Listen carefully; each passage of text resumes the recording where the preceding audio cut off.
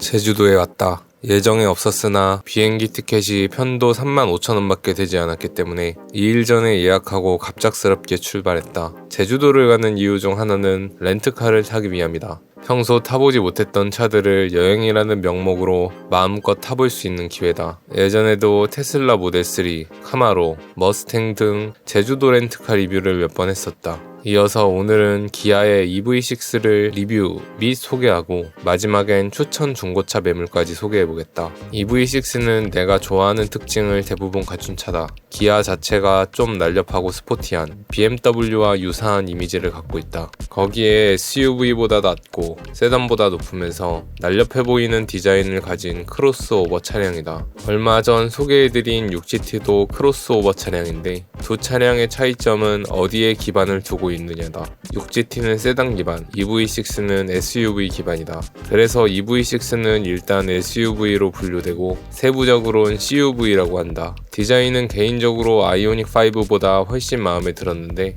정통 SUV 느낌에 가까운 아이오닉5보단 날렵한 쿠페형 디자인을 훨씬 잘 살렸기 때문이다. 대여한 것은 EV6 롱레인지고 72시간 기준 13만원이 들었다. 2일 전에 급하게 예약한 거라 선택지가 별로 없어서 그나마 제일 저렴한 업체로 선택했다. EV6급 자동차를 하루에 4만원대에 빌린 것인데 이 정도면 꽤 만족스럽다. 탐라 렌트카라는 업체인데 공항에서 매우 가까운 곳에 위치해 있어서 걸어가도 된다. 짐이 많지 않다면 그냥 걸어가는 걸 추천하는 게 셔틀버스보다 훨씬 빠르다. 셔틀버스는 동선 문제 때문에 돌아가느라 생각보다 꽤 오래 걸리고 대기시간도 있기 때문이다. SUV임에도 크로스오버 차량이라 트렁크가 길쭉해서 깊다. 또한 테일게이트 트렁크인지라 위로도 많이 실을 수 있다. 준중형차 차급이라는 게 믿기지 않을 정도로 실내 공간이 잘 나왔다. 2열 하단에는 V12이 가능한 220V 콘센트가 위치해 있다. 평소에는 시거잭이 있으니 크게 쓸 일이 없지만 차박 캠핑을 할 때 진가를 발휘한다. 제주도 겨울철 기준 배터리 82%에 주행 가는 거리가 390km로 나온다.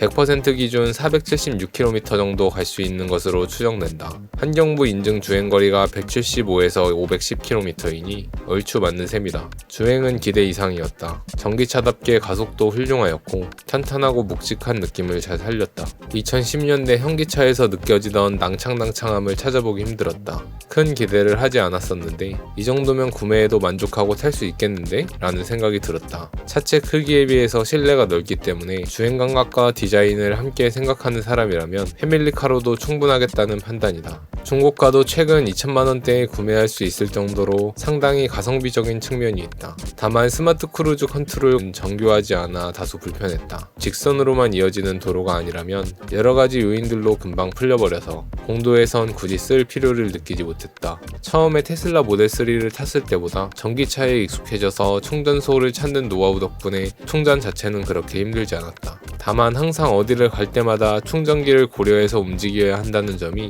여전히 불편했다. 언제 어떤 변수가 생길지 몰라 기회가 되면 최대한 충전하려 했다. 여행과 렌트카라는 특수한 상황 때문에 주행거리가 늘어나고 반납 시 잔량을 맞춰야 해서 좀 불편했던 거지. 그냥 일상생활 중이었다면 훨씬 덜 불편했을 것 같긴 하다. 그래도 집밥이 없는 상태에서 전기차를 운행하는 건 자신이 없다. 평소에는 문제가 안 되지만 정말 긴급한 상황에 배터리 충전을 해야 해서 시간이 지연될 수도 있는 상황이 한두 번쯤은 벌어질 것 같기 때문이다. 얼마를 넣어야 몇 %가 차는지 감이 없어서 짜잘짜잘하게 자주 넣어줬었는데 충전 비용은 확실히 꽤 저렴했다. 3박 4일간 충전 총 비용은 2729원이 나왔다. 주행한 거리는 빌릴 때 61,092km, 반납할 때 61,450km 이상으로 추정된다. 최소 360km는 주행하였으니 1km당 주행요금은 57.5원으로 디젤이나 하이브리드에 비해서도 비용이 꽤 저렴하다. 지금 내가 타는 차량인 420D는 1km당 90원 정도,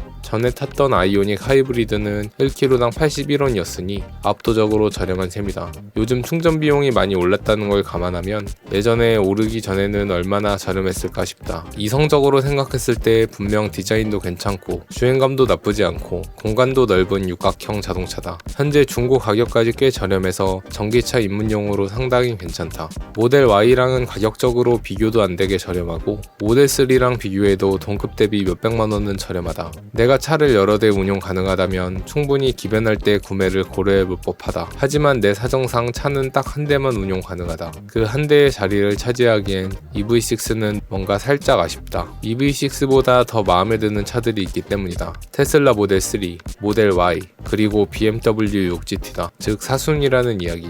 국산 전기차 중에 골라라 라고 한다면 주저없이 EV6를 고를 것 같지만 EV6의 성향을 상위호환하는 차량들이 너무 많다. 만약 차에 관심이 크게 없고 그냥 이동수단으로서의 가치가 거의 대부분인 사람이라면 EV6보단 아이오닉 5를 살 것 같다. 만약 나처럼 스포티한 차를 좋아하면서 공간도 넓은 걸 좋아하는 사람들은 EV6를 칭찬은 하겠지만 구매까진 이어지지 않을 것 같다. 마치 스팅어 같은 포지션. 수입차의 접근성이 크게 낮아져 버린 요즘 시대에 수입차 틱한 감각과 디자인으로 승부를 보면 평이야 좋겠지만 경쟁이 너무 커져버린다는 생각이 문득 든다. 그래서 현대차가 수입차와는 다른 길을 걷고 있는 게 아닌가 싶은 생각도 든다. 하지만 유지보수의 문제로 수입차는 싫은 사람들, 그리고 전기차를 사고 싶은데 스포티한 느낌이면서 넓은 공간감의 차를 원하는 사람들에겐 EV6만한 차량은 없다. 따라서 국산 전기차 중에선 EV6가 가장 가성비 좋은 전기차라고 생각한다. 기존의 내연기관을 대체해서 전기차를 구매한다면 충분히 좋은 선택지다.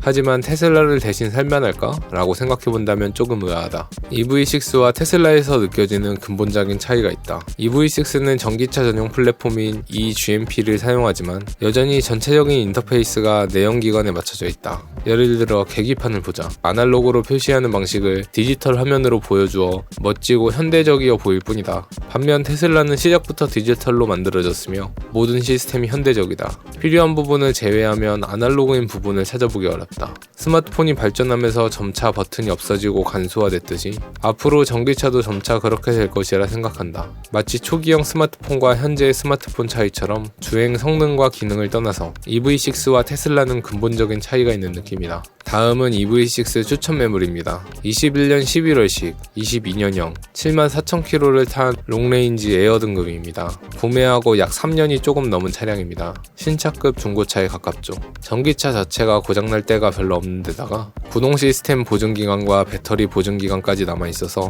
크게 문제 삼을 데가 없습니다. 엔카 진단상으로도 외판 교환 없는 완전 무사고 판정을 받은 차량이라 외부 충격에 대한 부분은 걱정하지 않으셔도 될 것 같습니다. 혹여 문제가 있다면 성능보증보험과 엔카 쪽에서 보상을 받을 수 있습니다. 우리에게는 엔카 믿고 홈서비스가 있으니 구매하고 크리티컬한 문제가 있으면 환불 처리를 하면 돼서 안 그래도 크지 않은 리스크가 크게 줄어듭니다. 약 200만원 상당의 추가 옵션이 들어간 차량입니다. 특히 드라이브 와이즈 옵션이 추가되어 반자율 주행을 좀 더 편하게 사용할 수 있습니다. 차키도 2개가 정상적으로 있고 추가로 카드키도 1개가 있다고 합니다. 다만 타이어 잔량을 보면 3mm로 교체 직전까지 왔습니다. 일반적으로 타이어 교체 권장 시기가 3mm이고 1.8mm가 마모한 예선이기 때문에 사실상 가져오자마자 교체해야 하는 수준입니다. 하지만 현재 비슷한 가격대 중 괜찮은 매물들이 모두 타이어 교체 직전인지라 이 점을 감안하더라도 이 매물이 현재 상태에선 가성비라 판단했습니다. 또 하나의 리스크는 렌트 이력이 있다는 것입니다. 이 차량이 장기 렌트였는지 단기 렌트였는지 확신할 수 있는 방법은 없지만 추측해볼 수 있는 방법이 있습니다. 장기 렌트일 경우 잔금을 내고 차량을 인수한 후 중고차로 파는 경우 중간에 개인으로 명의가 이전된 후 상사로 넘어가는 과정을 거치는 경우가 있습니다. 이 경우는 거의 대부분 장기 렌트라고 볼 수 있습니다.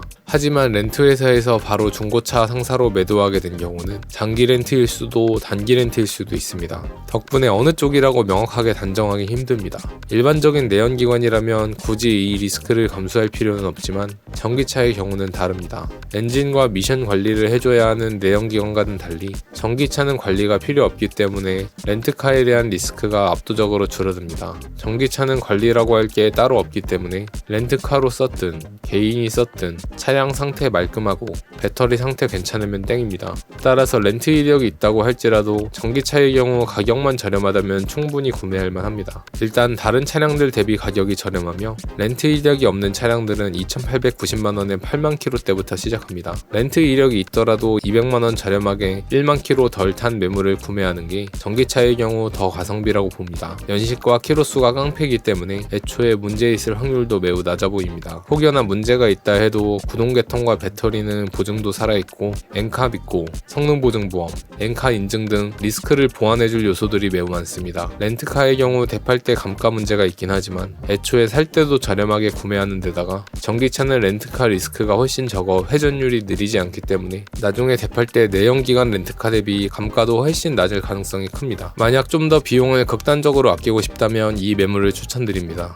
22년식에 15만 킬로 탔고 2280만원입니다. 그렇다고 사고차도 아닌 외판 교환조차 되지 않은 완전 무사고인데 왜 이렇게 가격이 싸냐 하고 봤더니 50대 남성분이 개인 택시로 사용했던 차량입니다. 하지만 전기차의 경우 오히려 고속주행을 많이 한 차량보다 시내주행을 많이 한 차량이 배터리 충전이 잦아 키로수 대비 배터리 상태가 좋을 확률이 높습니다. 또한 배터리 보증은 16만 킬로까지 가능하기 때문에 혹시나 상태에 문제가 있을 경우 처리를 받을 수 있습니다. 개인 택시이기 때문에 다양한 사람들이 타고 내렸을 겁니다. 그만큼 뒷자리 시트 상태를 꼼꼼히 확인해서 찢어진 곳은 없는지, 냄새는 안 나는지 등등을 체크해보면 좋을 듯 합니다. 이 차 가격이 꽤 매력적이라 단기적으로 타다 대팔 생각이 없으신 분이라면 외부적인 컨디션이 괜찮다는 전제하에 구매해봐도 좋을 듯 합니다. 제가 EV6를 구매하기로 마음 먹었다면 실제로 매물 체크해보러 갔을 정도입니다. 오늘은 이렇게 EV6를 타보며 느꼈던 점들과 추천 매물을 소개해드렸습니다.